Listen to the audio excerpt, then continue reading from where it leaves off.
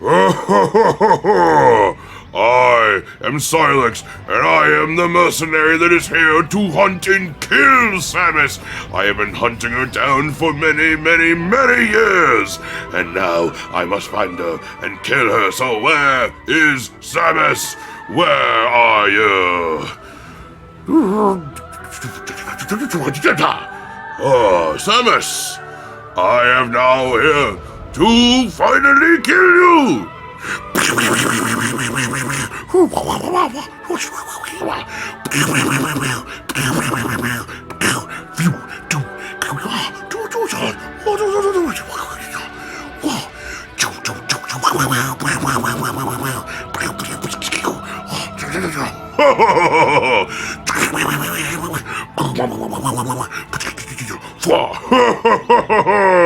I have beaten Samus! I have beaten you!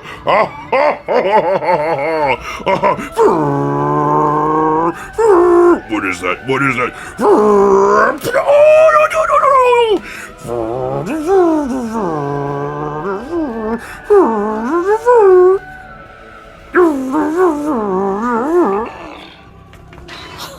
Sarge! Armstrong, you all right? I'm good. You? Yes. While I was waiting, I was studying this hologram and I just... Well... Samus? It's really you. I don't even know what to say. Is this a new suit? It's amazing. I love it. I love it so Private. much. Yes, sir. Right. Sorry. I remember way back when, back at E3 2017, when we heard the announcement of Metroid Prime 4, and I was so excited for that. I do love me some Metroid. I remember playing my first Metroid game, which was Metroid Fusion, on the Game Boy Advance, and I played that thing forever. I loved that game. So hearing about Metroid Prime 4, I was so excited to go ahead and play that. And then a few years later, or many years later, we then got Metroid Prime Remastered, which was the first Prime game coming to the Switch. And that's awesome. This game is awesome. I love Metroid Prime. But then surprisingly, we never got the other two. We never got Metroid Prime Echoes or Metroid Prime 3 Corruption. That was a bit surprising. But even with us only having Metroid Prime Remastered, I was still so excited to get into Metroid Prime 4 Beyond. Metroid Prime 4 Beyond has mostly everything that you expect from a Metroid Prime game. Finding the upgrades, fighting tougher enemies as you go along, wanting to get all the collectibles to get you stronger, getting the final suit that has a bunch of upgrades, and opening new parts of said areas to get those upgrades. There are many great parts in the game, but then there's also some other parts that really drag this game down and really hurt it. I have been so excited to play Metroid Prime 4, but is the hype and anticipation for Metroid Prime 4 worth it, and does it live up to its hype? I'm Brett J. Rasmussen, and this is the Brotherhood of Geeks review of Metroid Prime 4 Beyond. There's tale of a hunter.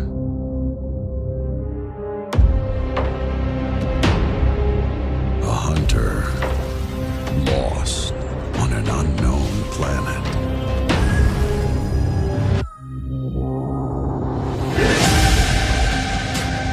Samus fighting alongside new allies. Let's take him down. And against old threats. Challenge the odds.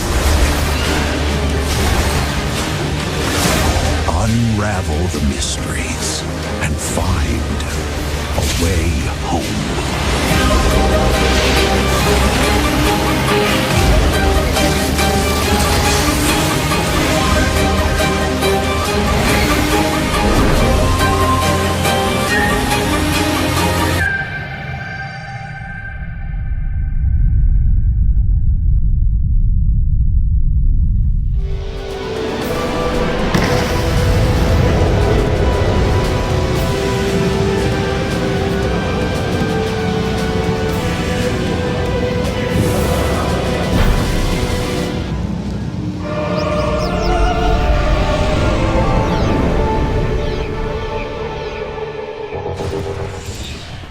Let's begin this review with the story.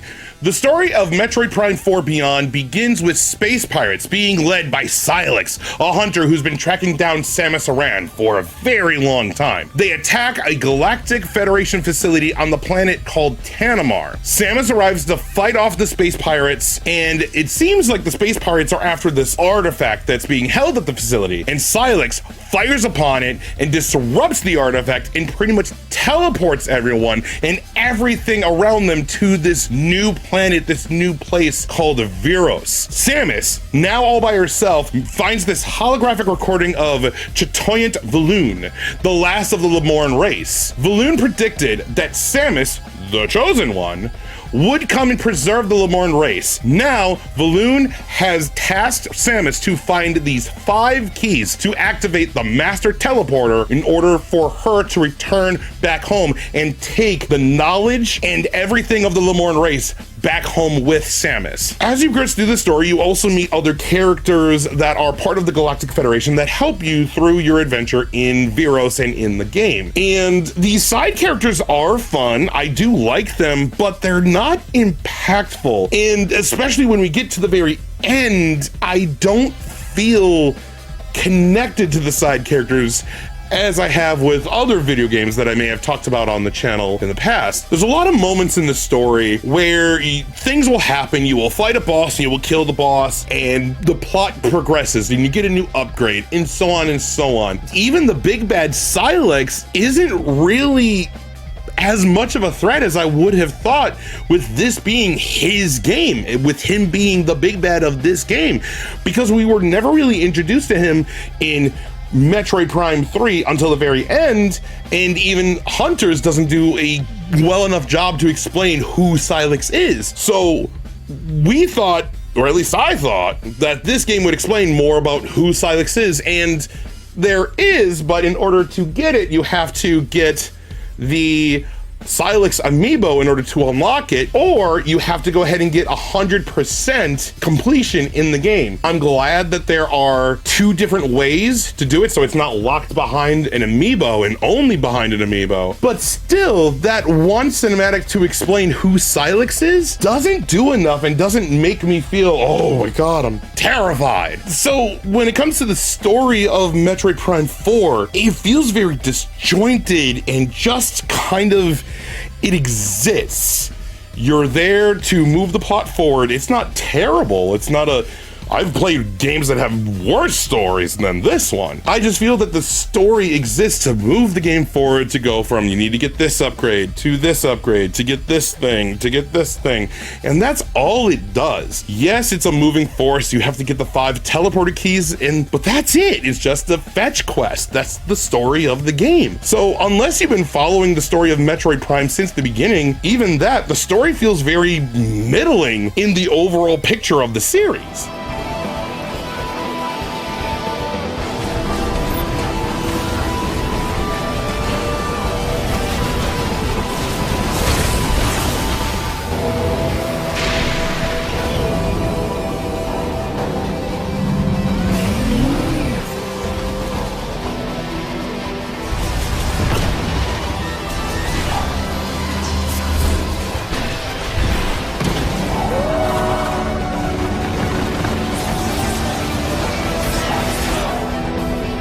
Now, the best part about Metroid Prime 4 Beyond is its gameplay. The gameplay of this game is so solid and so much fun. The first-person perspective is such a different way to play a Metroid game. And again, this is Metroid Prime. Of course it's going to be in the first-person perspective. And it is so much fun to play. In your arsenal, you have Samus's arm cannon, missiles, and different elemental shots of fire, ice, and thunder. A psychic bomb, which is used in her morph ball form, along with a psychic lasso and the psychic visor, and all of these different ways to interact with the world and to interact with the game. And when fighting different bosses, it's so intense and challenging, especially as you progress, getting different weapons and more weapons and different upgrades. The battle with the bosses are almost like a puzzle. You have to find the right weapon for the right situation and figuring out how to defeat the boss in said situation. Exploration in the different areas like the Green Fury or Volt Forge are so expansive and fun to traverse. For example, the Green Fury area is this sci-fi jungle where it feels like all these different beasts are going to be trying to attack you, and you have to fight your way off of them and try to beat them and find all these different ways to do it, and you have to traverse in all these different ways and do that. Or in Volt Forge, which is this like place where it's like metal and mechanics and lightning is always striking, and that's how it powers itself up, as this big huge tower. And it's so cool in these different areas, and they are also different to each other. And of course, because this is a Metroid game, you will have to go back to these areas to open up other areas in those specific zones that you weren't able to access before when you first went to them. It feels just like a Metroid game, and it feels just like Metroid Prime before. The other big upgrade and the newest thing to be added to Metroid Prime 4 Beyond is Viola, this motorcycle that Samus uses in the game. And this vehicle is used to traverse the hub area that pretty much connects the different zones that you will have to go to. It is this new thing, and when you first get it, it's really cool and really fun. It's like, oh, Samus gets this motorcycle and you can fire down enemies and sideswipe these different guys. And it's really cool, but after a while, it just gets boring. The problem with Viola is not that Viola exists itself, it's that it's really only used in this sand area. This is the one big downside to the gameplay of this game, is just that this sand area is just empty and boring. And also, it feels that the controls of Viola herself, the motorcycle, is just really clunky. It's not easy to traverse, not like it makes straight lines or to turn, but like there are times where if I've had to hit the green crystals and I missed only a few, so I have to like turn back around and hit them, and sometimes it feels like I'm just circling around. But other than Viola and the big sand area that pretty much connects the different zones, when you're in the different zones, that is the best part of the game. That is the most fun part of the game. Those zones are so fun and interesting and different to each other, and when you have to fight the different enemies and the bosses are just so much fun. But I do have one other gripe with this game. There are also 3 different amiibos. There's the Samus Aran amiibo, the Viola amiibo, and the Silex amiibo. All 3 of these amiibos would be cool. Like, hey, you just get them, you get these cool little figures, and you get the cool little unlocks, and it doesn't really impact the game or change anything, but sadly, it kind of does. And I really don't like it that there are some cool features that help the game and kind of make it a little bit better, but because if you don't have these amiibos, they're locked behind it, and that kind of sucks. So for instance, the Samus amiibo unlocks the music that you can listen to while you are on Viola, along with a daily refill of weapons and health and an overshield. So if you don't have the Samus amiibo, you don't get to listen to music when you're in the sand area. It's just you driving around listening to nothing. The Samus and Viola amiibo gives you a daily boost and the ability to unlock different skins for Viola itself. That's really cool, but again, you don't get the other skins unless you get this amiibo. That's not cool either. With the Silex amiibo, yes, it gives you a video that shows you Silex's backstory, I guess, and you get taunts with him from him if you scan him, which the one good thing is that you can get that same video by getting 100% completion in the game. But overall, the gameplay is still very fun, and when you are in the areas, that is the best part of the game. But man, that dead area of the sand and everything, those are just, they just missed the bar with that. If you remove that, this game would be much better than what it is.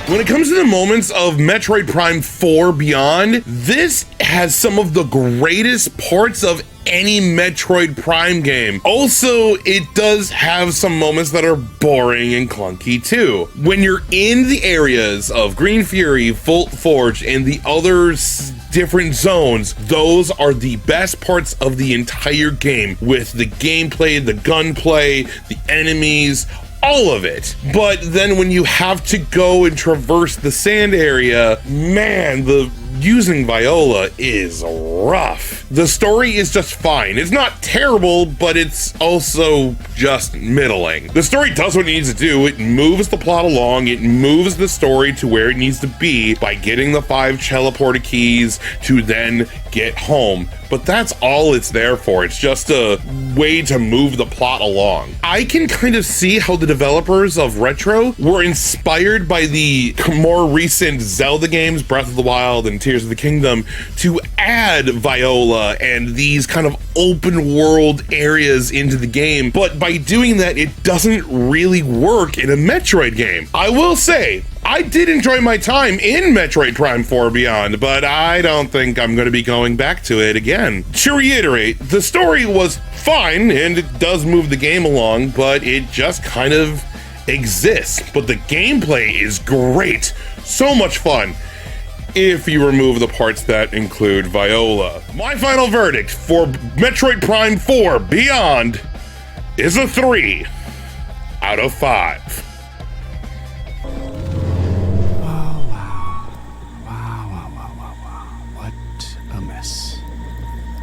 Alone, on a planet, no hope of survival. But you're also not sitting next to Phil anymore in that cubicle, so... Win? Oh. Okay.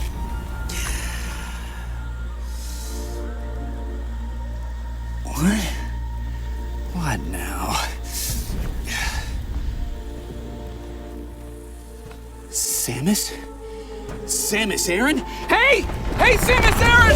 I'm stuck! Help me out! Oh! Please get me down. I'll just stay right here. Try not to die.